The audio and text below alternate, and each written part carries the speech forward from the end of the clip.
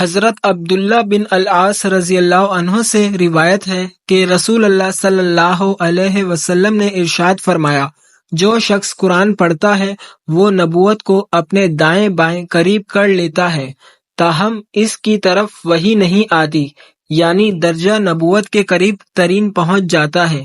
قرآن پڑھنے والے کو یہ مناسب نہیں ہے کہ اس کے سینے میں قرآن ہو اور وہ بحث کرنے والوں کے ساتھ بحث کرنے لگ جائے اور جاہلوں کے ساتھ جاہل بن جائے۔ حضرت ابو ہریرہ رضی اللہ عنہ فرماتے ہیں، نبی اکرم صلی اللہ علیہ وسلم نے ارشاد فرمایا، صاحب قرآن قیامت کے دن جب آئے گا تو قرآن کہے گا، اے میرے رب، اس کو قیمتی لباس پہنا، تو اس کو عزت کا تاج پہنایا جائے گا۔ قرآن پھر کہے گا، اے میرے رب، اس کی عزت میں اضافہ فرما،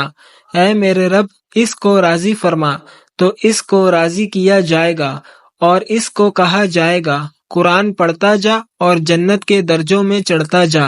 اور ہر آیت کے بدلے اس کی نیکیوں میں اضافہ ہوتا جائے گا۔ حضرت عبداللہ بن بریدہ اسلمی رضی اللہ عنہ اپنے والد سے روایت کرتے ہیں کہ رسول اللہ صلی اللہ علیہ وسلم نے ارشاد فرمایا، جس شخص نے قرآن پڑھا اور اس کو سیکھا اور اس پر عمل کیا، اس کو قیامت کے دن ایسا تاج پہنایا جائے گا جس کی روشنی سورج کی روشنی کی طرح ہوگی، اور اس کے والدین کو ایسا لباس پہنایا جائے گا جس کی قیمت پوری دنیا بھی نہیں ہو سکتی۔ وہ پوچھیں گے، ہمیں یہ لباس کیوں پہنایا گیا؟ ان کو جواب دیا جائے گا، اس لیے کہ تمہارا بچہ قرآن کریم کا حافظ، عالم اور عامل تھا۔